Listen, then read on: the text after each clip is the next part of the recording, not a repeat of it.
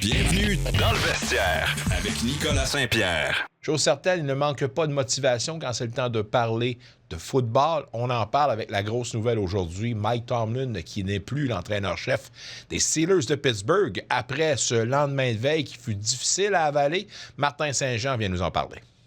Membre fondateur d'un des podcasts football les plus populaires dans la francophonie, Premier les buts, il est tellement bon qu'il est une des bonnes connexions de Mathieu Bergeron. Jason NFL avec Martin Saint-Jean.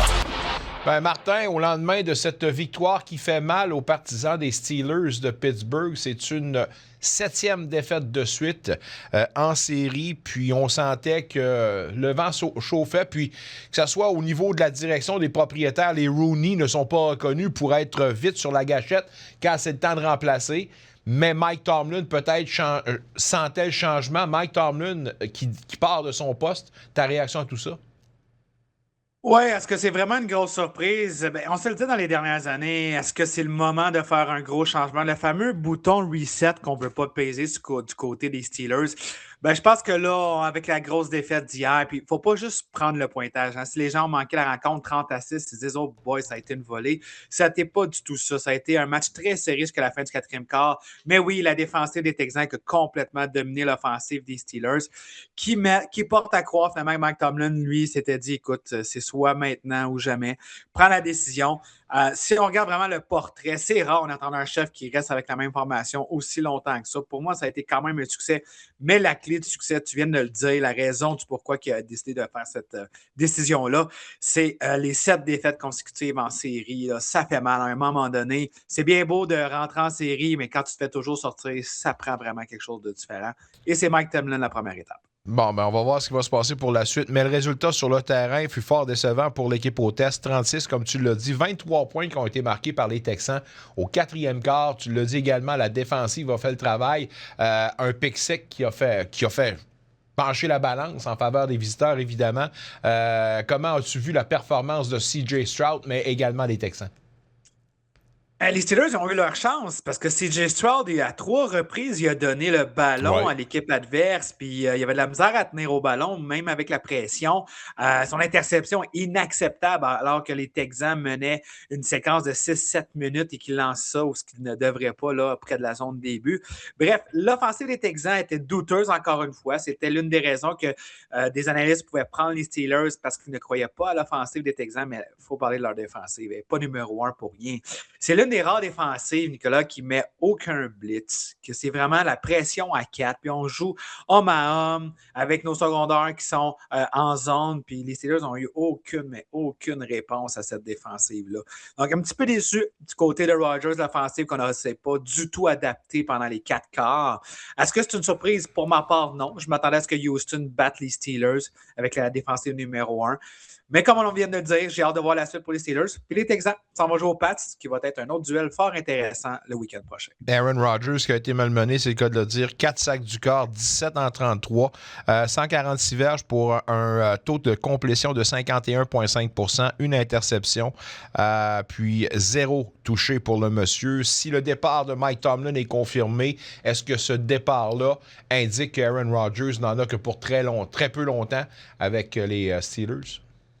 Ben, on le voyait hier, hein? On essayait d'examiner est-ce que c'était vraiment son dernier lancé dans la NFL, un fameux pick six. C'est pas comme ça que tu veux finir ta carrière. Mais là, on se le demande. Avec Mike Tomlin qui ne revient pas, je serais surpris que les Steelers reprennent Rodgers.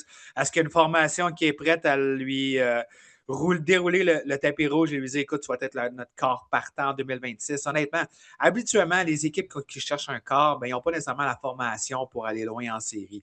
Parce que ça veut dire que si tu as ton corps, tu vas vouloir entrer en série et aller loin. Fait que, je me dis, est-ce que lui, dans son fit, va avoir 43 ans, ça tente de jouer pour une équipe en reconstruction, loin de là. Beaucoup de questions, seul lui va pouvoir nous répondre. Espérons que ça ne prendra pas mai, juin, juillet avant d'avoir une réponse. Mais si vous voulez mon avis, je pense que oui, on a vu le dernier match de Aaron Rodgers hier soir. On pourra quand même saluer sa brillante carrière puis avoir maintenant, s'il voudra poursuivre, il y a une année de trop, là, c'est assez à un moment donné, là, puis il faut passer à d'autres choses. Parlez-en à John Elway, d'ailleurs, qui a eu de la difficulté à décrocher, mais quel beau documentaire, d'ailleurs, sur Netflix.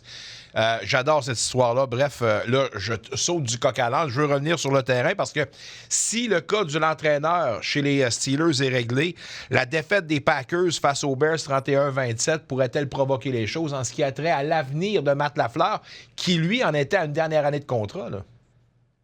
Oui, effectivement, lui qui tombe agent libre là, du côté des entraîneurs, puis c'est vraiment pas le boulot qui manque. Il y a 9 équipes actuellement qui cherchent un entraîneur-chef. Les Packers, évidemment, défaite qui a fait mal alors qu'on menait par 15 points au quatrième quart. Beaucoup de gens ont pointé Matt Lafleur, mais de ce qu'on dit, vraiment selon différentes sources là, qu'on peut lire sur Twitter, qui fait que les Packers veulent vraiment trouver une entente avec Matt Lafleur. Selon eux, c'est vraiment pas lui le problème. On veut continuer à bâtir qu'est-ce qu'il a entrepris. On parle beaucoup plus des blessures, évidemment. Micah Parsons, on l'a acquis pour ce fameux sac, cette fameuse pression quatrième quart qu'on n'a pas été capable de faire sur Caleb Williams. Mais on se dit avec un Micah Parsons, probablement que le résultat aurait été différent. Donc, je crois qu'on va être capable de s'entendre avec lui. Je crois que Matt Lafleur veut rester là, à moins qu'une équipe comme les Ravens ou les Steelers pourrait lui intéresser. Pour moi, c'est un match, puis je m'attends vraiment à ce que Lafleur re-signe pour quelques années avec les Packers. Grosse victoire des 49ers, 23-19 sur les champions en titre, les Eagles à Philadelphie. Je pense pas que l'avenir est menacé pour Sirianni, mais à le voir engueuler avec A.J. Brown, est-ce que A.J. Brown, c'est le temps de passer à d'autres choses, selon toi?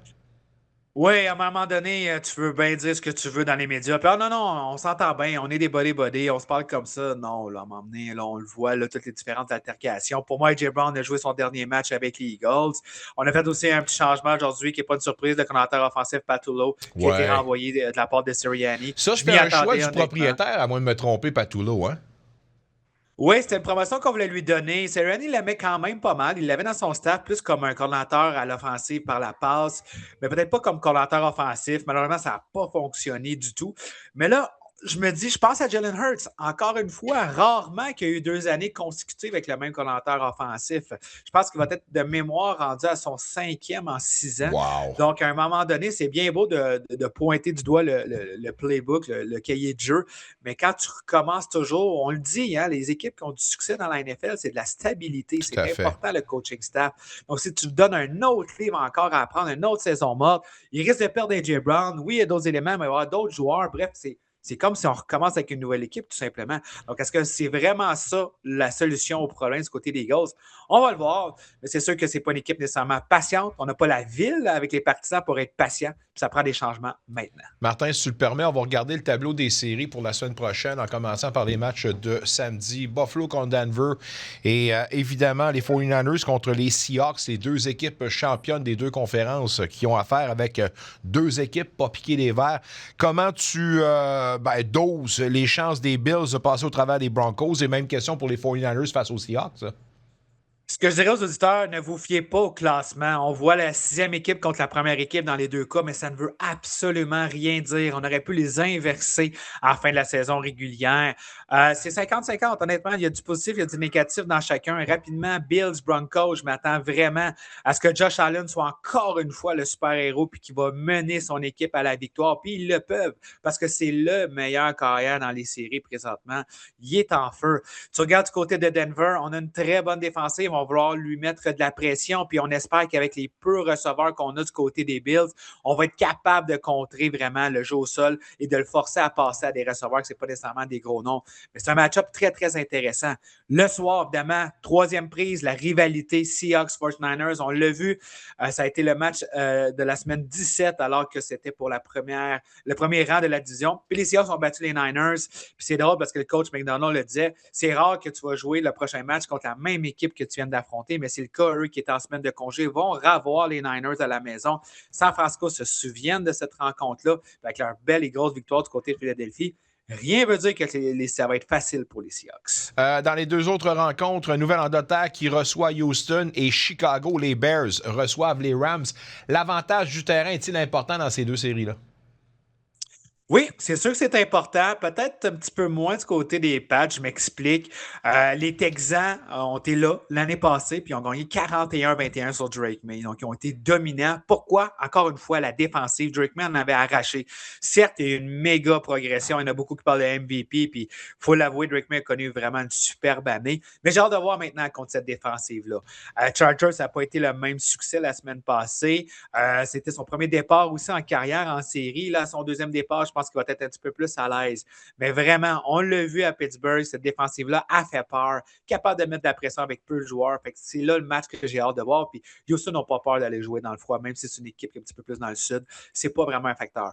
Du côté des Bears, ça, c'est un facteur. Les Rams qui sont habitués à jouer dans un dôme, de jouer à la chaleur également. Les Bears à domicile, c'est pas facile, il va faire froid en plus. On les a mis en plus dans la case horaire du soir, si voulu. C'est certain que les Bears sont heureux de ce bord-là. Oui, on parle sur papier, on parle des Sean McVay, des Matthew Stafford, Puka, des joueurs très intéressants. Mais on a vraiment failli l'échapper contre les Panthers. On a accordé 31 points. La façon que les Bears ont gagné contre les Packers, la façon que Ben Johnson utilise bien aussi la recrue, Carlson Loveland avec Caleb Williams, il y a plein de facteurs qui disent lancez à 25 cents, laissez-les tomber, prenez un choix que vous voulez, mais surtout, manquez pas la rencontre, ça va être excellent.